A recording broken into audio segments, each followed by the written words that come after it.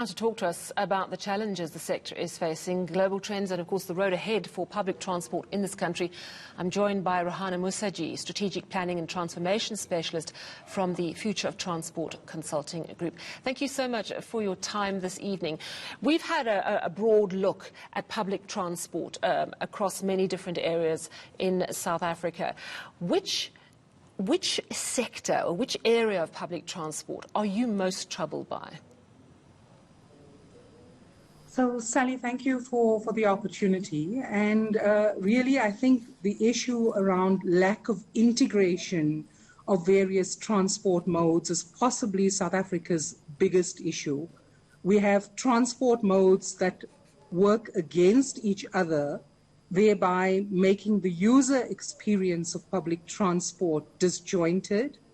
And what we really need is the ability of government to be able to plan public transport for integration, but we also need operators that begin to work together in the interest of the commuter. It was quite interesting in the clip that you played that for most people, issues of safety and reliability of public transport are key. And I think irrespective of which mode of public transport one is using, it is imperative that commuters feel safe, Absolutely. That they have a sense that their transport mode is reliable.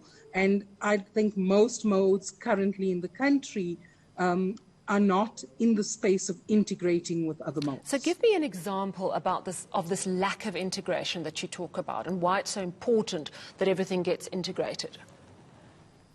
Well, Sally, I think you've got to take a view of transport from a user perspective, not an operator perspective, not a policy perspective, and not necessarily even a government planning perspective. When you take a view of transport from a user perspective, take right now as we speak, at most train stations, for example, you can't use e-hailing because there's been levels of intimidation at those stations. So there's a lack of integration there.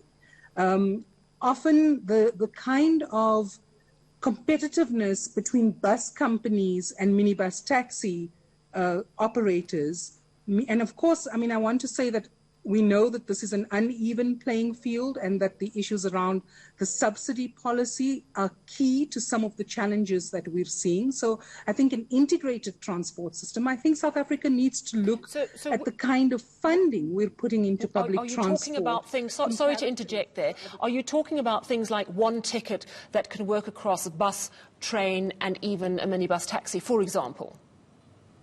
Well, I think one ticket is part of it. I think communication systems to commuters, where if I want to go from point A to point B, I'm told immediately what options of different transport I might have.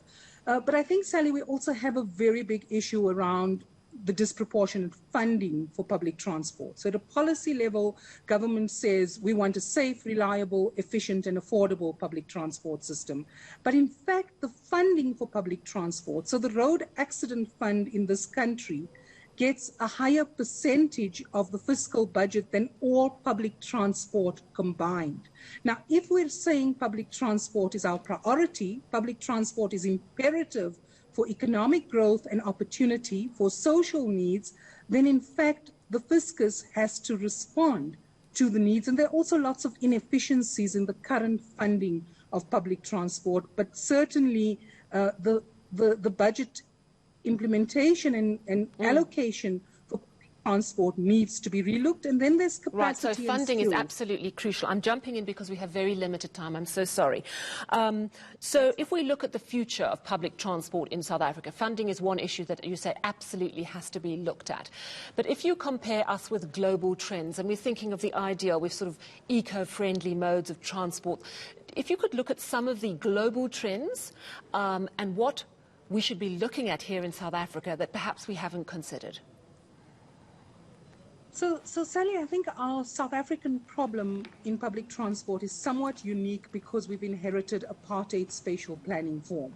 And unfortunately, that makes for an inefficient transport system. But absolutely, the needs of people who walk, and I think increasingly During the pandemic, globally, many cities used the opportunity to fundamentally rethink their movement systems and mobility systems and invested in cycling as a mode of transport, and again, the integration issue. So for me, absolutely green transport, but that must mean that we make the tough decisions and trade-offs on where we're locating human settlements. And we have to begin to locate people closer to transport infrastructure. And yes, we have an ailing rail system, but rail must remain the backbone of public transport. And then we have to find a way, Sally, to work with the minibus taxi industry, who remain the prime movers of over 2/3 of public transport trips. And it's imperative that transport systems begin to work with the industry, but it's also imperative that the industry begins to show leadership in relation to working with government on integrated transport. Well, thank you so much for your views this evening. Fascinating discussion. Rehana Moosajee, Strategic Planning and Transformation Specialist from the Future of Transport Consulting Group. Well,